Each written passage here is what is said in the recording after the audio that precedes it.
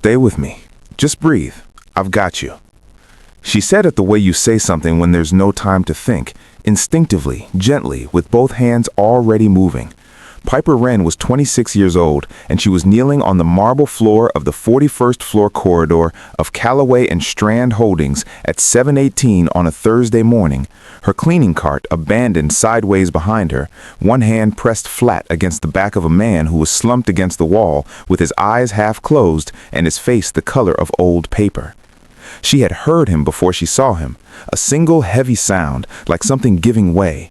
She'd come around the corner and found him there, suit jacket still on, laptop bag strapped still across his chest, sliding slowly down the wall beside the executive elevator as though the building itself had finally refused to hold him up. She didn't hesitate. She lowered herself beside him, checked his breathing, loosened his collar, and talked to him in the calm, steady voice she used with her younger brother during his anxiety episodes. Quiet, present, anchoring. Just breathe with me. In and out. You're okay. I've got you. His name was Merritt Callaway, 33 years old, CEO of Callaway and Strand, a mid-sized urban development firm his father had built and that Merritt had inherited at 29, 4 years earlier than anyone had planned because his father's heart had not cooperated with anyone's timeline. He had been running the company since then, with the particular intensity of a man trying to prove something to someone who was no longer there to see it. He had not eaten since yesterday morning. He had slept 3 hours. He had been in back-to-back investor calls since 6 a.m. and had stood up too quickly from his desk and walked directly into what his body had been warning him about for months. He came back to full awareness slowly, like something surfacing from deep water. The first thing he saw clearly was a young woman kneeling beside him, dark hair pulled back, wearing a gray uniform with a small company logo on the chest, watching him with calm, focused attention. "There you are," she said quietly. "Take your time." She stayed until the building's on-site medical officer arrived. She had already called the front desk from her phone.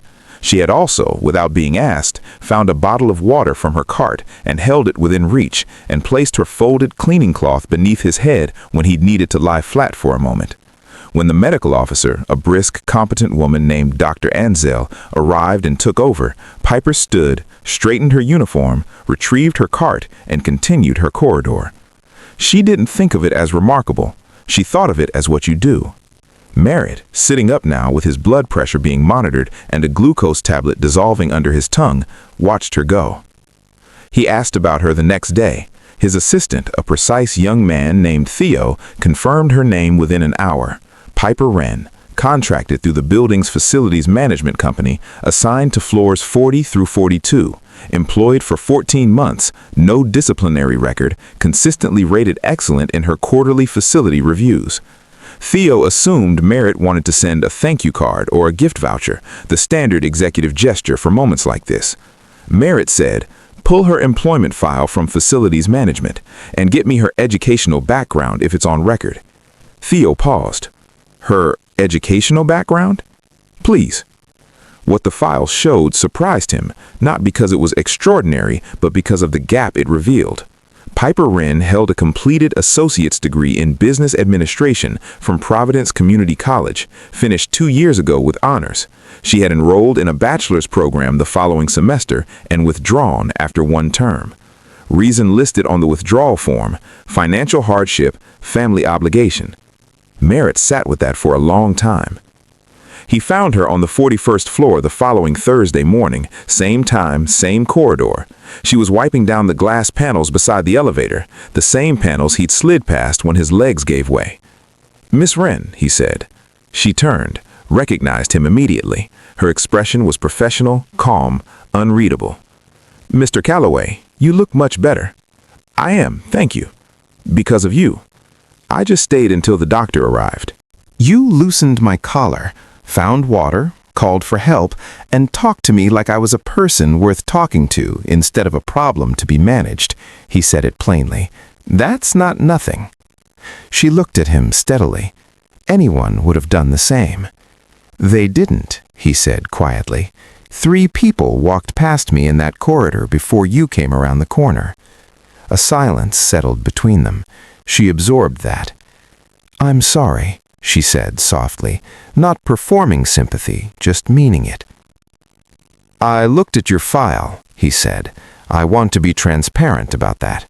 I know you had to leave your bachelor's program. He paused.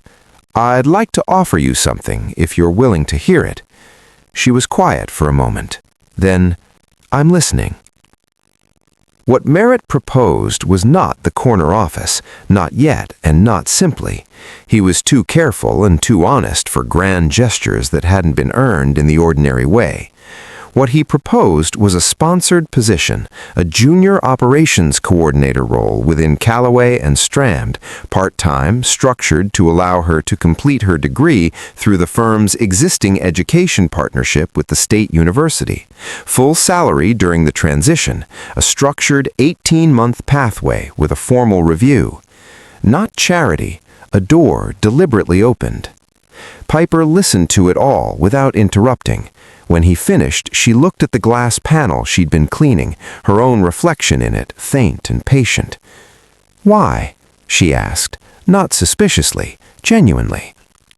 Merritt thought about it honestly. Because my father built this company by noticing people that other people looked past. I've spent 4 years trying to run it the way he would have wanted, and I think I forgot that part. He paused. You noticed me when I was invisible on that floor. That's the quality I've been trying to hire for in people twice your age. She turned the proposal over quietly for 3 days. She talked to her mother, who was the person she'd left school to help care for. She talked to no one else. On Monday morning, she came to the 41st floor 15 minutes before her shift began and knocked on the open door of Merritt's office. I have one condition, she said. He looked up. Tell me. I do the work because I'm capable of it, not because of what happened in the corridor. The moment it becomes about that, I walk away. He nodded without hesitation, agreed completely. She started the following month. 18 months later, Piper Wren completed her degree on a Saturday morning in May. On the Monday after, Merritt called her into his office and offered her a full operations manager role, the role that had been quietly built around her capabilities over the preceding year, a role that came with the corner office that looked out over the city she'd grown up in. She stood at the window for a long moment, looking out. You know what I think about sometimes? She said quietly. What? That I almost just kept walking that morning. I heard the sound, and I almost told myself someone else would handle it. Merritt was quiet. Then, I'm glad you didn't. She turned from the window. So am I. Kindness isn't always loud. Sometimes it's kneeling on a marble floor at 7 in the morning and saying, I've got you, to a stranger who needed to hear it. And sometimes the world, in its quiet and imperfect way, finds a path back to the people who give without measuring. You never know who you're helping, but that was never the point. If this story touched your heart, please like, share, subscribe, and comment. Let's spread more stories of kindness and hope together.